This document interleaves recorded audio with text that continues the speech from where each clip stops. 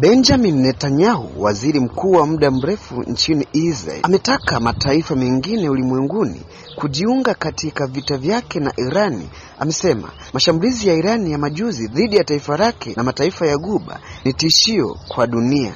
Netanyahu amesema Irani inatishia usalama wa dunia na kwamba mashambulizi hayo yanaonyesha taifa hilo kuwa tishio kwa ulimwengu mzima. Irani siyo tishio kwa Mashariki ya Kati pekee, bali ni kwa dunia nzima, alisema, na kuongeza Irani sasa ina uwezo wa kushambulia hadi bara la Ulaya. Haya yamejiri wiki tatu baada ya Netanyahu na maswahiba wake Donald Trump, rais wa Marekani, kuanzisha vita dhidi ya serikali ya Kizayuni ya Irani. Netanyahu alikuwa akizungumzia kombora lililorushwa na Jamhuri hiyo ya Kiislamu kusini mwa nchi yake lililoleta maafa makubwa, na jingine lililolenga kambi za pamoja na kijeshi za Marekani na Uingereza katika eneo la Diego katika bahari ya Hindi, kilomita 4,000 kutoka Irani. Aidha, Netanyahu ameshtumu Irani kwa kutaka kuvuruga njia za biashara za dunia kwa kutaka kushambulia meli zozote zitakazopita katika mlango wa bahari wa Hormuz. Netanyahu ametumia miongo kadhaa kujiandaa kwa makabiliano ya Irani, na maisha yake ya kisiasa yamejengwa juu ya ahadi ya kulinda Israeli dhidi ya adui wake Irani. Baada ya kuanzishwa vita vya moja kwa moja dhidi ya utawala wa Irani pamoja na mshirika wake Marekani, kauli za Netanyahu kuhusu vita hivyo hazijawa na ufasaha.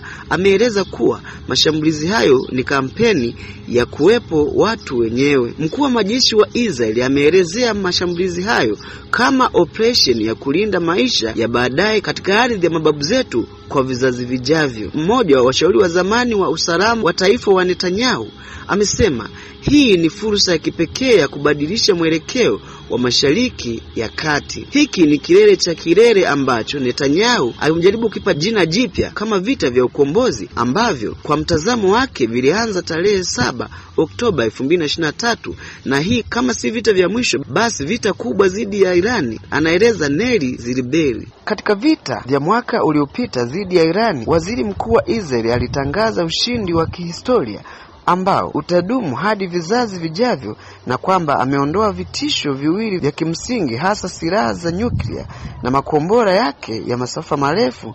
Miezi 8 baadaye, Israeli ilirudi tena vitani, Netanyahu akidai Irani ilikuwa ikijenga upya na kwa siasa mpango wake wa makombora na ilikuwa inapanga kuuhamisha pamoja na mpango wake wa nyuklia chini ya ardhi.